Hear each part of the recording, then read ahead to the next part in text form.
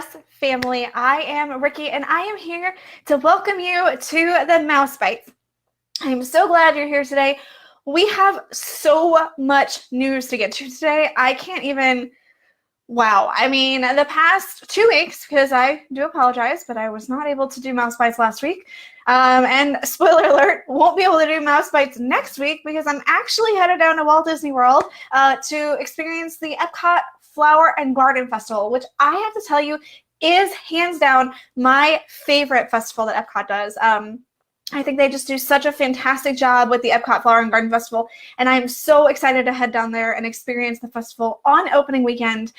So make sure, I'm going to plug the Mouse for Less stuff now so that way you're ready to go, so you are following along with all the details of what to expect for this year's Epcot Flower and Garden Festival. So it actually kicks off on the 6th this year.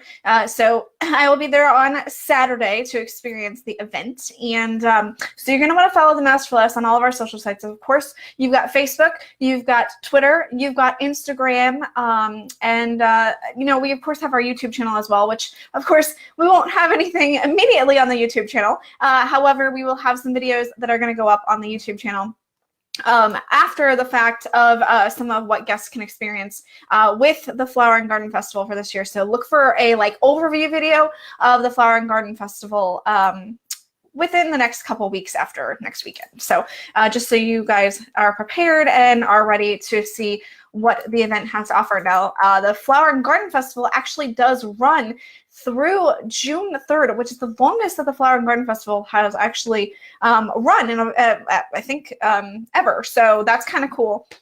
And, if you are looking for kind of the menus and what to expect with the Flower and Garden Festival this year, we do have all those on the Mouse for Less. So there's lots of great food that comes out at the Flower and Garden Festival. So all the menus for everything is there. Yes, Frushi is back. Hello. Who is excited for Frushi? It is one of my favorite things. But there's so many different things. Oh, that chocolate lollipop that they have at the France Pavilion. Yes, I'm down for that too. So. And lots of other great things to try though too. I am sad they stopped bringing out my the strawberries that were coated in basically sugar at the China Pavilion. They took those off, so I don't get to enjoy those anymore. But there's tons of other great things. So again, the Mouse for Less, I'll have everything for you there. A couple other things that are new for this year's festival is there are going to be Garden Rocks concert series that take place every day. So it's Friday, I believe it's every day now. So that's kind of nice. And then there's also 2 new play gardens for kids. One is the Playful Garden hosted by Advent Health near the Imagination Walkway.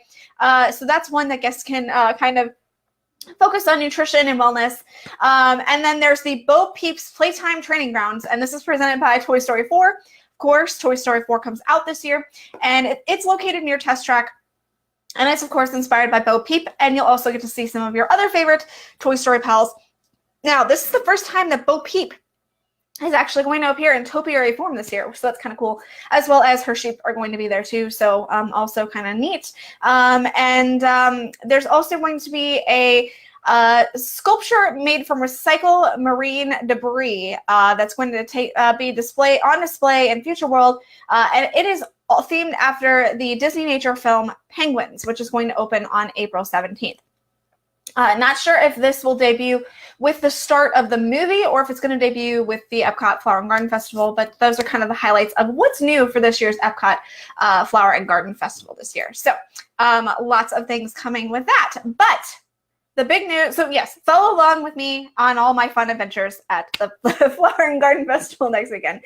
But I have to tell you, the big news this week, everything Star Wars. So if you are so excited for Star Wars Galaxy's Edge, whether you're excited for it at Walt Disney World, at Disney Hollywood Studios, or at Disneyland, there's seriously so much news that came out this week. So I'm going to go through things very briefly, but you are going to absolutely want to check out our guide to Star Wars Galaxy's Edge on the Mouse for Less.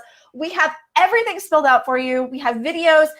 If you want to see the video of Hondo, which is the most advanced audio animatronic behind the shaman, which is found in the Na'vi River Journey, But if you want to see what Hondo is going to look like, he looks amazing, and there's a video up on the Mouse for Less. We have that in our guide, so you're definitely not going to want to miss that. So go check out the guide. All you have to search for is Star Wars Galaxy's Edge Guide. We made it super easy. It fits both Disneyland's version and Walt Disney World's version. So if you're, a West Coast person looking to find out information about that, we've got it there. If you're an East Coast person looking to find out about the information, we've got it there too. So what guests can experience with, so a couple new things that came out about Star Wars Rise of the Resistance. Now, this is the attraction that's going to take you, it's basically 4 attractions in one, from what I'm understanding. And this attraction is going to take guests through the queue, and then you're going to make your way into a briefing room with an animatronic BB-8 who interacts with one of your favorite Star Wars characters from the current trilogy, which, by the way, the new Star Wars Galaxy's Edge land takes place in Batuu. That's the planet, which takes place here in present time. So it takes place in the current trilogy. So 7, 8, and 9 is going to be where Batuu and Galaxy's Edge is. So during this attraction, Poe Dameron is going to be your escort. Guests will make their way across a landing pad as Poe Dameron's X-Wing warms up, and you'll board a U-Wing transport ship. Then you'll take off in a simulated takeoff flight. And of course, as with all things Disney, something goes terribly wrong, where you're going to get pulled aboard a Star Destroyer. When you get pulled aboard the Star Destroyer, you're going to see about 50 stormtroopers. You're going to see a TIE ship on the wall docked and ready to go. And then guests are going to be split up into groups of about 16, and they're going to be led into a holding cell where they encounter Kylo Ren. And that's just the first part of the attraction. From there, you're going to go on vehicles, which are going to take you through First Order troops, AT-ATs, and more. It's a trackless ride vehicle, which is so exciting. We have not had one of those at Walt Disney World yet, so I'm super, super excited to finally get to experience one of those attractions. Of course, Remy's Ratatouille Adventure will also be trackless when that opens at Epcot, but this will be officially the first one at Walt Disney World. For Millennium Falcon Smuggler's Run, guests are going to get to take control of the Millennium Falcon. What? So from you're going to wait in line. You're going to pass through basically what happens is Hondo, who I mentioned earlier, has bargained with Chewbacca to use the Millennium Falcon to smuggle goods. But of course, he needs a flight crew, and guess what? You're a part of the crew. So you're going to get on the Millennium Falcon. The cockpit is exact down to every detail. There's going to be 2 pilots, 2 gunners, and 2 flight engineers. And yes, every button and lever works in this attraction.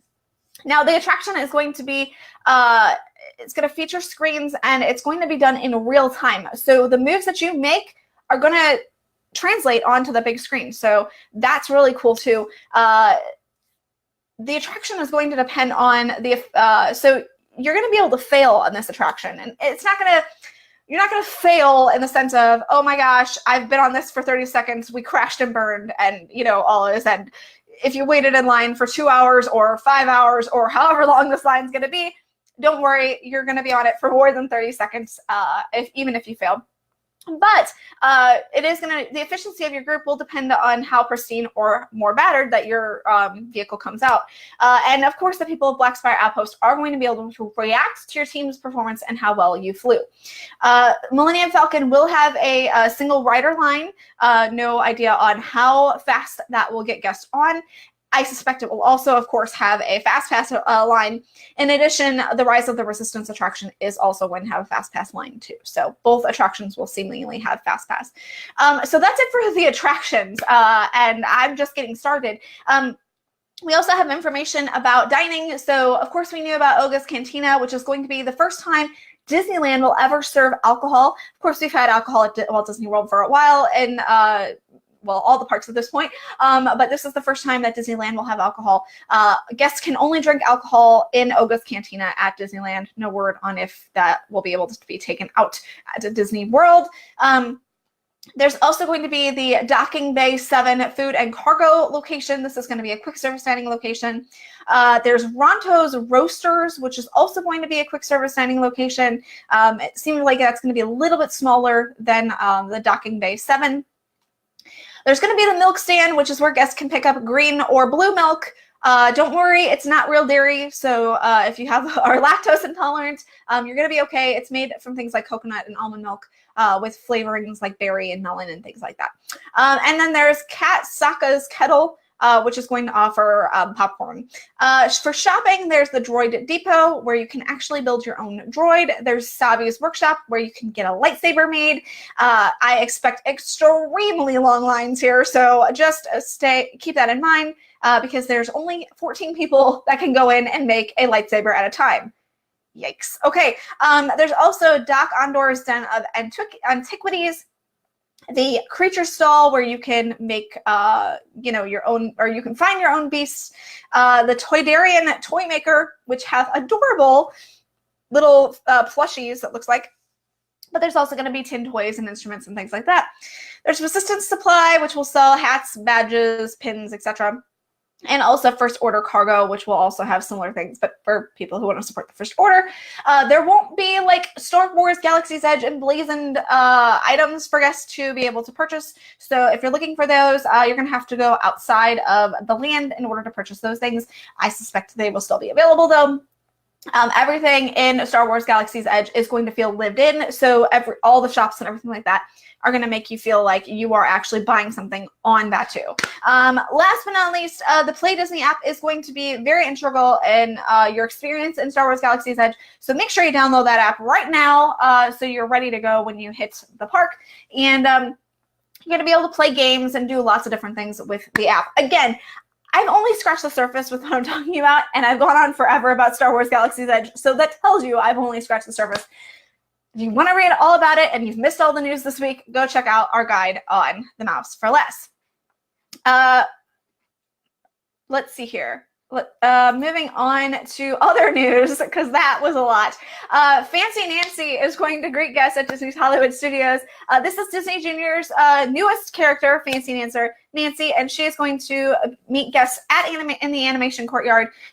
She's also going to be a part of the Disney Junior Play and Dine, which takes place at Hollywood and Vine. She is going to join Vampirina, Doc McStuffins, and Roadster Racer Goofy. Of course, to make way for Fancy Nancy, Sophia the First will actually be leaving both Animation Courtyard and Hollywood and Vine. I didn't know, but it looks, I guess Sophia the First probably doesn't air anymore, which shows you how behind I am on Disney Junior shows. So that was a bit of a surprise to me when I found out that Sophia would be leaving.